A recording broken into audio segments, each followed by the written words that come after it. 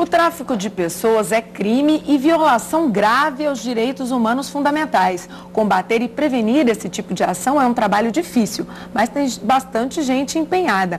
Um exemplo disso é o evento que o Conselho Nacional de Justiça e o Tribunal de Justiça de Goiás estarão realizando aqui na capital na semana que vem, o Simpósio Internacional para o Enfrentamento ao Tráfico de Pessoas. E para falar sobre este assunto, a gente recebe aqui no estúdio um dos grandes estudiosos sobre o tema, o juiz Rinaldo Barros.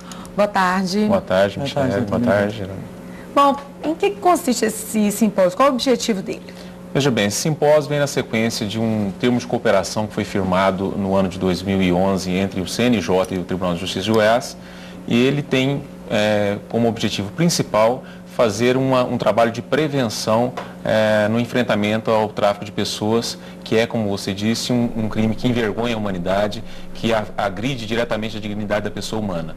Então, o simpósio foi preparado com a ideia de chamar a atenção da sociedade goiana, da sociedade brasileira, para a gravidade desse problema, e principalmente aqui em Goiás, que infelizmente tem liderado o ranking nacional quando se trata de vítimas do tráfico de pessoas para fins de exploração sexual. O senhor tem os números? Isso. Bom, segundo dados da Polícia Federal, há cerca hoje de 75 mil mulheres brasileiras no exterior sendo vitimizadas pela rede de tráfico de pessoas para fins de exploração sexual. No que se refere a trabalho escravo, para que você tenha uma ideia, a estimativa da Organização Internacional do Trabalho é que exista ainda no Brasil cerca de 25 a 40 mil trabalhadores trabalhando em condições análogas às de escravo.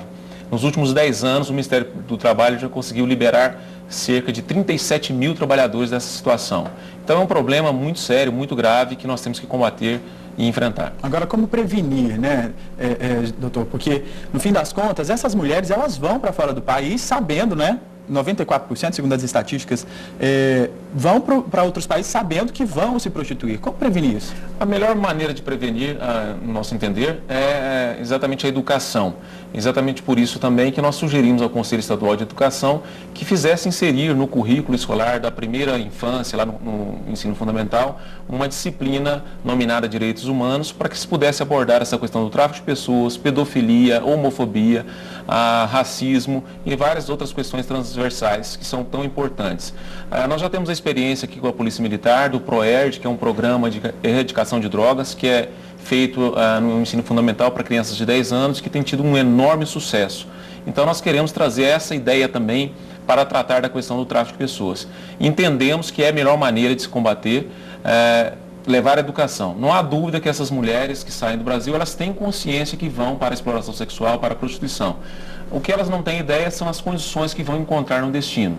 Elas são submetidas a cárcere privado, têm seus documentos retidos, já chegam com dívidas enormes, e não tem como se comunicar com a família. Vira uma bola de neve. Viram uma bola de neve, são obrigadas a uma rotina massacrante de exploração sexual, são submetidas a programas, entre 10 a 15 programas sexuais por dia, obrigadas a consumo de álcool e drogas, né?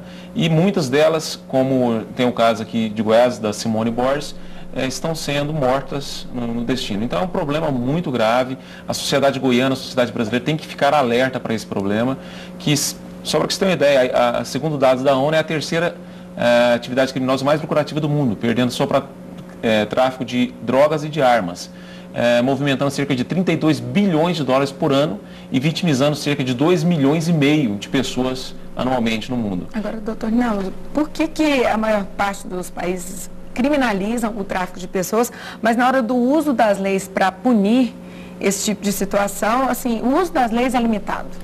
Veja bem, nós podemos falar aqui pelo caso do Brasil, né?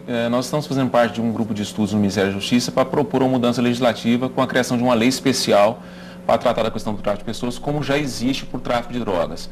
Nós entendemos que a punição, no caso do tráfico internacional, que é uma pena de 3 a 8 anos, ela é insuficiente para fazer uma repressão adequada, porque na maioria dos casos de condenação, os condenados eles vão cumprir essas penas em regime semi-aberto ou aberto, ficando na maioria dos casos livres durante o dia para continuar na incidência dessa prática criminosa.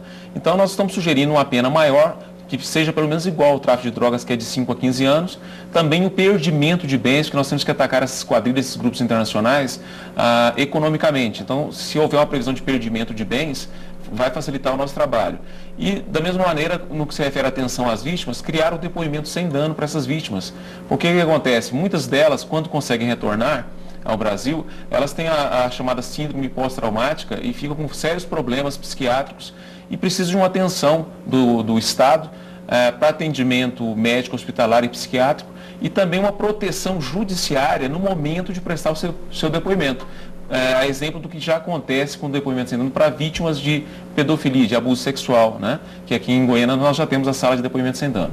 Então nós acreditamos que com essa mudança legislativa, com a criação de uma lei especial, nós teremos condições de enfrentar melhor no que se refere à repressão do crime a essas quadrilhas internacionais de tráfico de pessoas. Agora, essas mulheres que são vítimas aí do tráfico de pessoas, qual que é o perfil delas, doutor? Normalmente são vítimas de famílias muito pobres, de baixa renda, de baixa escolaridade. Essas vítimas têm entre 18 e 30 anos, normalmente. São vítimas, mulheres que têm também, em média, pelo menos um filho, e são seduzidas por essas quadrilhas de tráfico de pessoas, porque elas pensam que poderão ganhar muito dinheiro e dar uma vida melhor para os seus filhos e para a sua família. Então, na verdade, elas são enredadas, são enganadas na esperança de uma vida melhor. Se houverem políticas públicas para afastar essas pessoas dessa rede, dessas propostas que são feitas, nós teremos condições de enfrentar melhor. E, a nosso ver, a melhor maneira realmente é a educação. Né? E já há uma expectativa para essa reforma legislativa, no caso?